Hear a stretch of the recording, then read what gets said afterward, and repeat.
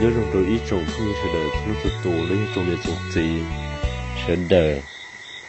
và thì lý nhiên nông đã nâng lấy hạt tiền nâng nhớ cho hồi YouTube lúc nào cũng cho măng rồng xí đã có tổng lần gì nên đùa gia đình đã lúc nào cũng giống mấy ý ra nâng cho là thả bút cho biết sự đời tâm hồn ra nâng này nó sau tuần đời ý tu nhiệt chế gia đình đời ra nâng nó mua lắm bề tìa yếu chỉ tỏ có là dây ra nâng ủa rồng kia từ xe kênh gạo lì cú bảo thiết chế xe tìa trồng măng sự đời yếu ấn ra của măng ra nâng này nó thầu bí một số thầu sầu thì để sầu luôn chả gia đình đời này ra nâng ủa tu xe thiên mỏ xe chỉ xe kênh gạo lì gia đình đời của yếu mất thả bút cho nó sẽ được tâm hồn đùa cho nên là nó mua ý gờ nhiệt gì là do hạt tiền xin gờ lúc xưa thằng cái chẳng quan câu quan đâu gia đình đời tụ tu cô do ý tu nói nhớ cho họ lời chuyện này gia đình đời tuần xài cô do ý tuần xài và giờ lấy tiền xài trong cơn đó là chuyện này à gia đình đời người ta quan câu quan đâu sĩ thà thiên sĩ lú là tồn tàu lú sùng gia đình đã xử lý thằng đại lò để xử lý tàu sĩ sầu và nâng là hòa xin gỡ lấy hai tiền là ổn định chỉ nhá ok thằng gỡ sĩ vừa tàu là nhá ok tàu chuyên đề gia đình đã tụi nè cũng hay tụi chỉ tiền cất gì gia đình đời của xã có mù qua chế lấy ra để mù nhớ đình đời qua đi không có cả gia đình tụi sĩ của tàu tết cho tụi nè tiền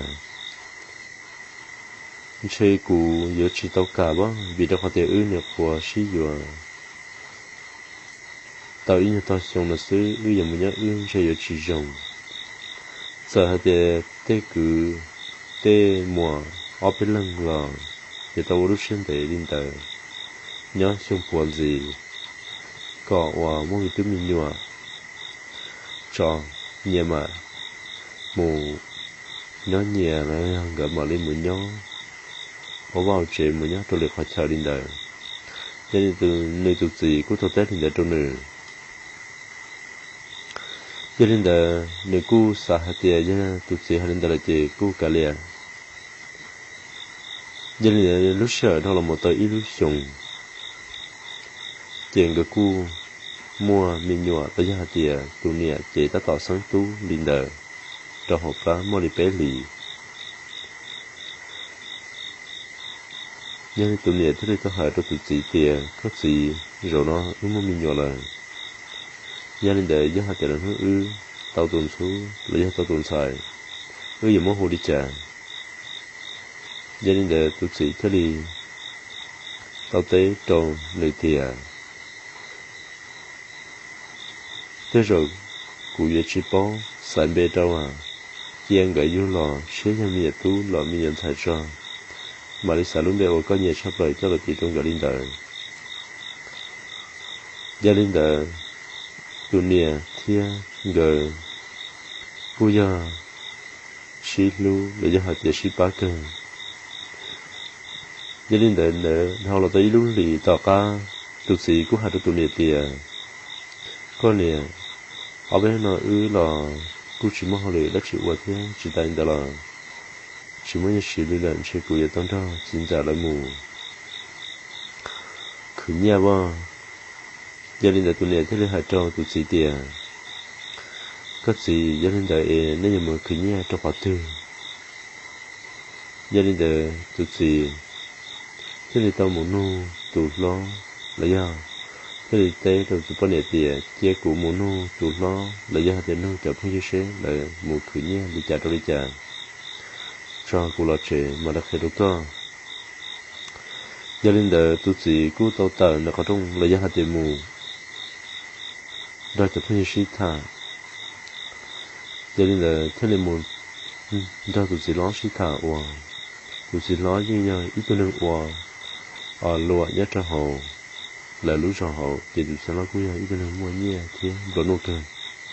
gọi là chỉ tận đó là cũng mua chợ không dư ở bên lưng lại qua lúa dân đó lại dân hạt tiền qua già lúa sôi chảy chỉ dân ở đâu lại mua nhẹ thế là cũng mua vào một trái rồng một trái rồng chảy gia đình đời này thì tao một thả trong này tụi chị nó gia đình tụi chị nó thì tao tết rồi tiền đi cứu chỉ xa giờ thì cái giờ qua lâu lúa xứ này thì xứ cái phần nó cũng một quan ta chỉ mà này dòng chảy hơn này gia đình đời này thì tao tết trong này chỉ nó tiền chỉ nó rồi giờ thì khởi tao nhớ xứ thì ở đó chỉ là của dân quan còn tao xứ gia đình đời nên nó tụi chị nó chỉ thằng đời ta nếu cứ tàu đã khá là trẻ khảo nên là cho trẻ nếu theo cái đồ này tụi con này thì nếu dùng đó là mua cho luôn đời qua già lụa qua sau chạy gia đình đời tụi này cứ chỉ hay trả tụi này cứ hạt tiền cái này mà ước chỉ mới như thì có mù lò có mù cơ ta chỉ hạt tiền mù nó chỉ ở trong sáng đình đời nhân hiện tại tôi chỉ thấy tôi tết thì ở đi nhân thì cùng một lần nó có đã chỉ là tôi còn sai có tôi khen thiên sau ở tây giả của nhà của có chỉ tàu và tàu đi trả là ở đình đời sư vì thế các lúc gì đã tạo sinh tu đình đời nhân hiện tại tôi nhẹ thế thì tàu tết tôi chỉ tiền ở đình đời có một nó là một chỗ là gia đình đời ta kỳ sản dò tụi chị thế là tông đó tụi chị nó thế là trò ở bên tụi không gì là trời một ô lụa nhất trò sao chỉ tên nhá lan đã lại gia đình đời là một tông lì lúc lì cu chỉ bỏ là trẻ thế chỉ tận đó là cu chỉ nó không sợ thông là trò lại lì gia đình đời tụi bọn này thế là tông một nè nó hạt tiền để nó bọn nó bán nhân đời hồ là cho có lì là nhớ đi trả lời cho nên đời để tụi nó thì là tụi tết rồi tiền chỉ nó là số tông đồ cũ lia chỉ bỏ hạt tiền là nhớ đi trả lời cái thứ một tay lúc thì nó là đi trả lời chỉ số tông là chỉ đi thế sẽ đi trả lời cho nên đời thằng đó là tao ở bênนู้นtao ca thế li bỏ tụi xí nó là cho trẻ gia đình đời tụi xí nó thế li tao kia cho tụi nó tiền ô chả lùa bọn đó cũng một chế trong đời ó lắm lại ý là hệ do chính rằng cái tụi tu bọn đó cũng một chiến đời họ ý tôi chế do cháu phong nhiêu và ý chuyện đó của rồi ở kia này nhà làm vấn đề lại ở lần này nên để chế bé nhà khen nhà chế cho ý chế cho họ thích ta là cũng có thể cho lại mua là cho họ thích ta này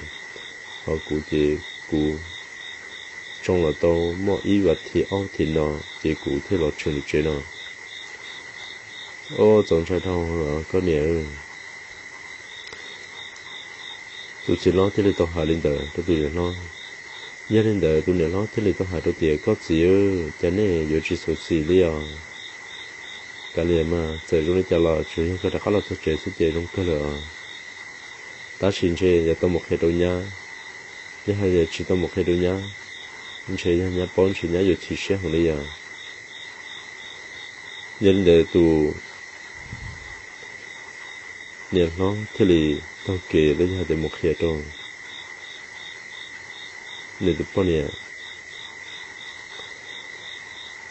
thế là vợ chồng nên tụi bọn này chỉ xuyên thiên mỗi xe đâu là giờ nó sát lộ thằng một khi trong nơi tiền nên tụi chị trong để là cho nên là thế vợ chồng này mỗi xe cái gọi là vợ giờ nó chỉ tàu ba thiên giờ nó trộm mua nhất trong đời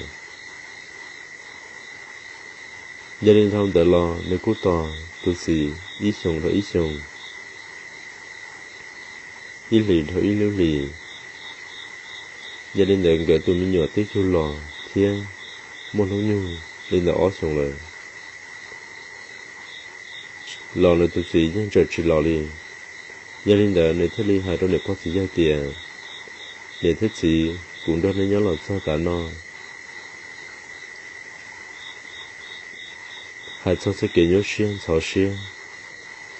theo ông nào họ thế nên như bá cụ cơn cầu thế nên như bá cụ hoàn tao cơn cầu đi lại gia đình để cũng chỉ có hạt tiền cho cụ già đi cha tú là chỉ có tú là chơi đi lại gia đình để nếu ông nào gì nếu xả đi cha nếu hai đứa cụ đã có một cụ này là nhớ nếu có cả gia đình để nếu có thời gian thì đi tàu tết thì mình nhá sợ có mù lợi ý chỉ thử có nhớ lợi ý lúc con ý nhân sẽ có dòng ý tụ ý nhân học chế lời ta sẽ khỏi chỉ chẳng chấp lời nhưng có mù đó là ta là nhớ sẽ có cho có tụi mình nhiều mù đó là nhớ sẽ có dụ sao nhỉ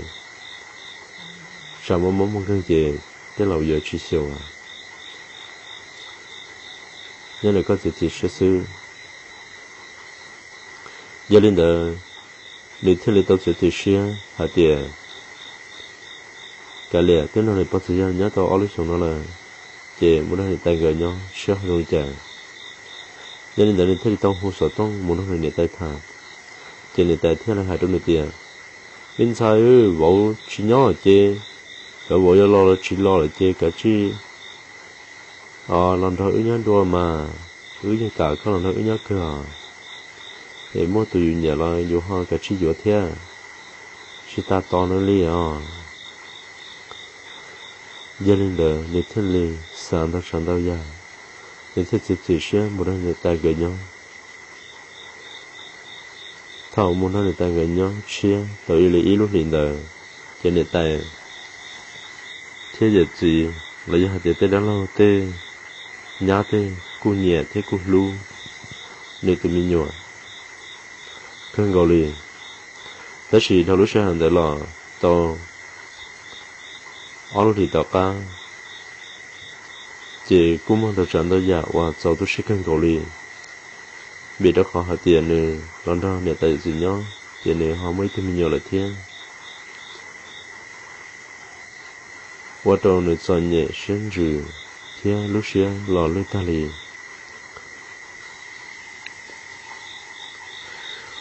gia đình đã liệt tại thế việc gì gửi thế li hai đứa này tiền đến trái có thể tuân hỏi nhau to ở bên lì nó lại có trò khoáng một đó để có thể chỉ ra là nhau để có sáu tuần rồi nhau thì nó là gia đình đã thằng lên nó liệt tại hai lên đời liệt thế qua thế tu sĩ cũng mua bóng tư dự chia lên đời gia đình đã liệt thế hai trò để nhận cái tiền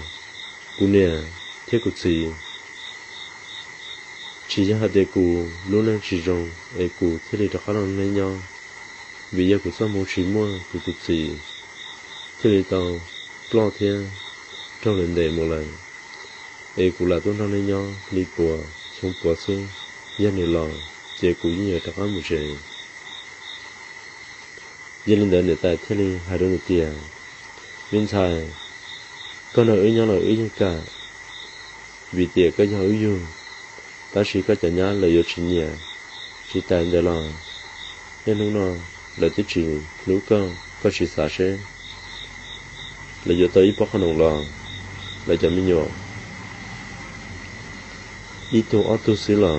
chỉ muốn chạy trong là cho mình nhỏ xí là tiết chỉ muốn được có tụ lì chỉ tại nên đây là muốn trong là tới mình nhỏ có tụ dẫn nó là tiết chỉ hạt thì có muốn phá được có tụ tên là xí nhau ở đây nó chỉ có sự ý nhưng không có cái gì nên để thế xã có tập quán một lần bao sự nhau sử dụng thế thể là nhau này bao thế chỉ ra tụi mình nhỏ ra là tròn tràng là do thú đùa gia đình là đang để lọ thế lộ đang để chỉ xia gia tu xia kinh gọi lên nếu cô chỉ tay nữa nè gọi đi trả nếu cô hạt tiền cà lia là nhau thế nhau in hô rồi in hô xưa gia đình để mấy hô để tụi nhá ra đâu được tiền cho có tụt tú bé mùa tế à vì đó khó tiền chỉ muốn ăn rõ có tụt tú là cũng niệm cái là trên cái một sáng sẽ tự họ chỉ ta hình là nhớ lên đây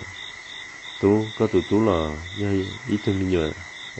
số số bố li chế trả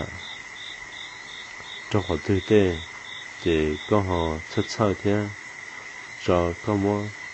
cho nó phải mua tế giờ này cứu trợ thì Oli mà nhá giờ này chế bắt trở nói bé mù và tế sẽ bỏ ta đi trả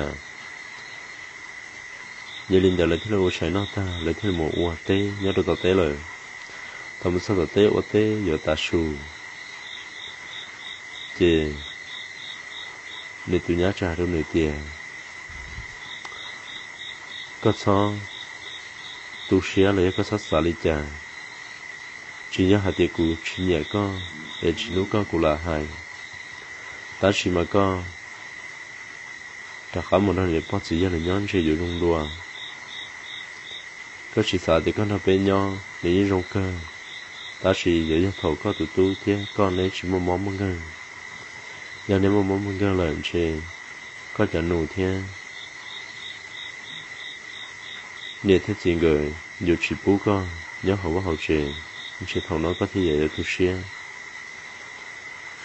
gia đình đời để theo lý tên tụi nhá tiền ô đình đời nhá cụ làm đó nên nhá nó bỏ xứ thế rồi cụ giờ chắc mình cũng nếp vào này nhá anh ấy chỉ thả đâu trận đâu ra không tới lo anh ấy cụ là nó sù thọ là nó sù để tụi nhá tụi ở tụi mình nhọ thiên để tụi mình nhọ chừng nó mỏ ok chỉ cho nhớ lời qua lý cha để theo ô tô này tụi mình nhọ phong sau lúc ra một trò họ thiên đó to đi nhiều khó để chờ nhưng theo ô tô tụi mình nhọ sát tệ xa lấy những hạt tiền ô tô tụi mình nhọ trồng này lúc trên mua rút xía linh đời gia đình đời này cô chỉ bỏ cái gì để trả này cô tiền với chạy thế thì còn nên số xí thá này nên xí thá có sẽ trả nó trong nó luôn để lọ ta nói nên thì là trả dữ rồi để cô tao hỏi linh đời này tụi mình nhiều vì tiền này chỉ trong chế để tụi nhau thì linh đời gia đình đời này tụi nhau ở tu mình nhiều chỉ để qua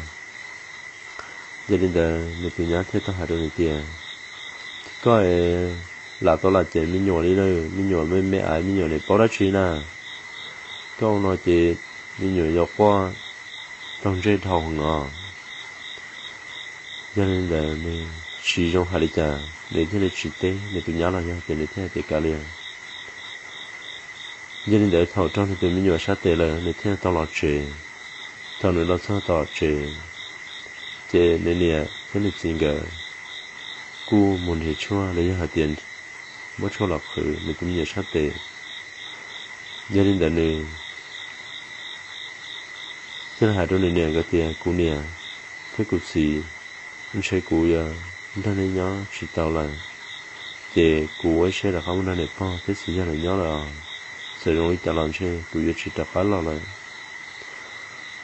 nhưng để nè thế này tao tới đôi này tiền miền Thái chỉ có chỉ lúc có ý lúc có cơ ta chỉ có một cái lưu nâng còn ta còn từ rồi nó thì thế này ô có chỉ chỉ bao giờ lúc có lý trả ta có một nơi bao thế gì cho này nhó là những cái khó dùng cả chim mũ ở dùng của nó vào hậu sẽ vào học bỏ lò lý trả nhớ vào lò chế là cúi hay khó dùng nhớ hạt tiền chỉ bỏ này là tiền này bắt thì giờ là bỏ rong có nhiều tụi tư thì cả chỉ nhiều tụi đại à gia đình đại này thiên lý tu sen thọ trong này thế này gì là giờ thế này cho nó cho nhá xin đại là này thế này uy xế ta khăn nó này thế này bao thế gì nhau tên này để ta cá nó là gia đình này thiên lý sa hạt tiền vừa thả lần đầu lấy ra yuan chia chỉ vừa vì đó khó tiền sẽ nên vừa to nên tụi chị làm chơi nên tụi chị chỉ lo lại vì tiền lại qua lụa sợi chạy nhưng đó là do tiền hết rồi in để đòn hay gia đình để là mất sọ tao lại họ lại cho lọ thế chỉ cho lọ tiền nè xin bao giờ xí chỉ bảo tiền cho nó đi trả gia đình để xin để lọ nè thế này tôi hai đôi nè bao tiền nè chỉ bỏ túi lọ đi để chế cụ sĩ nó vừa hai đi trả nhưng tôi chỉ lo là chế cụ sao muốn thế cụ luôn này để có thể chỉ nhớ cụ sĩ này bị tiền cụ nó nhớ đi nó chế mong mong cơ là như nó sẽ số cụ sĩ chế nhớ nó hàng là gia đình đời nơi nếp bao thế là tiền nhá gia đình đời chế cụ mà hạt kia đây hạt kia nó có gì sẽ có gì hay đi trả dân là người niệm phong thế là tao một thạc kia trong lịch sử tiền thấu ở nhá tiền tí to ở bên lưới chồng nó lại chỉ bỏ tú lo lên nhá vừa mù bí đùa lúc nó chia bị tiền trả lại nó nhá lầu lại thì chỉ mua tù nhẹ lấy tù xả vô nhá lại để hai đứa nhiều chỉ sẽ ư vào trong đi trả gia đình để tụi chị giao tiếp tiền gia đình để chơi của một trẻ cho cùng lấy nuôi nhá sẽ nhá hai đi trả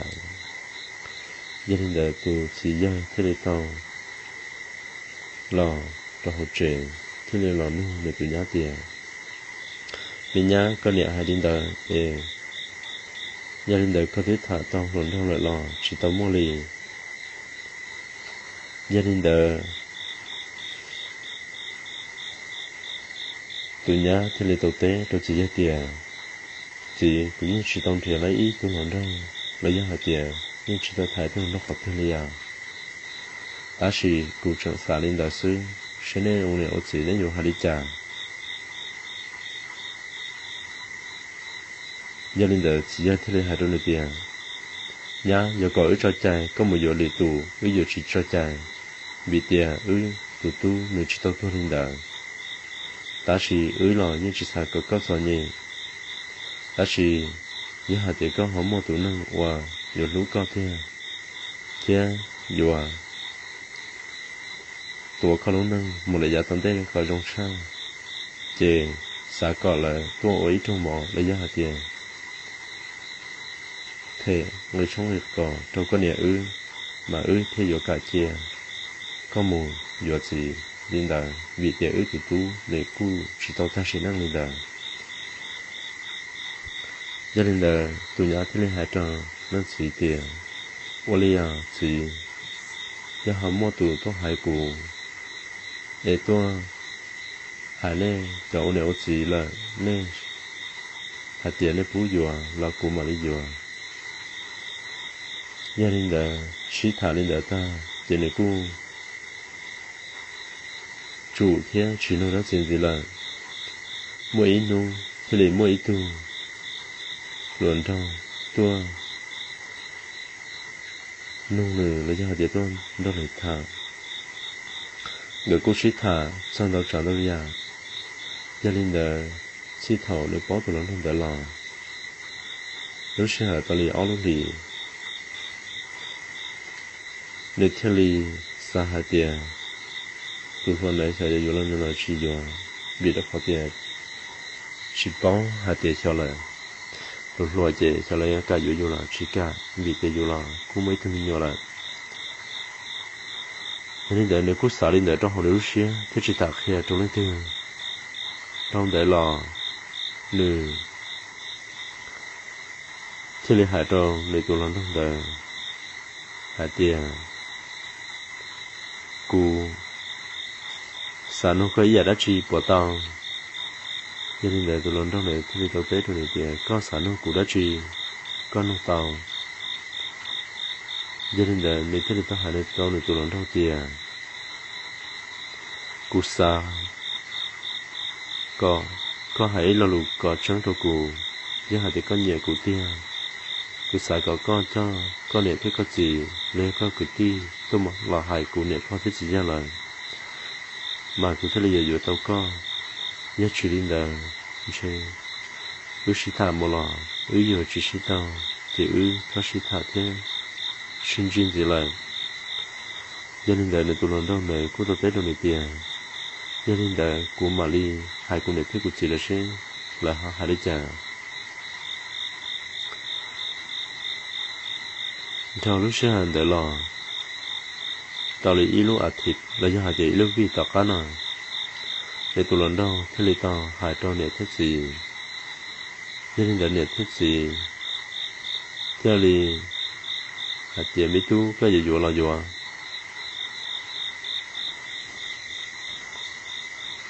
thằng này tụi lần đâu hai này thế gì lấy cả là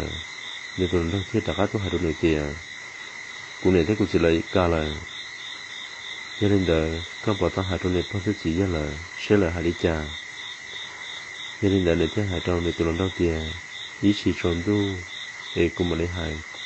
cụ nhật phong người sinh gà lấy cha gia đình đời người sĩ thản đau già tất sĩ này cụ chỉ muốn cho là tiền là gia tiền thản nhất cho hậu gia đình đời tròn tu nửa nhật phong thế gì lò té lò nửa thế này mù nô nhật phong thế gì gia tiền nè thế gì cũng sẽ tốt hơn qua nè vô cụ là gia tiền cũng mua cũng nâng về giờ là sẽ số cụ là sẽ cụ chỉ để hai đi trả giờ lên đời nên nè cụ chỉ hai đi trả rồi chỉ giờ thế lên hai trâu này tiền nhà sợ có giờ lại trong để mù lò yên chịu ở trả sợ có nhỏ lò như lúc có chủ yếu con để tao tù chân chân giờ lúc có thế xứ nhà linh đời để đưa lên tàu hải tàu này bao thế gì tiền nhẹ thế gì của dân lúc này kia xã nó này nhau thân cầu lia ta chỉ vì giờ tiền tú chỉ lo lại sai của giờ tàu tú một tháng tiền nó làm gì nếu như chỉ đặt cái là lui này tú là giờ hạt tiền của một tí đồ lúc này chia thế của một giờ chỉ là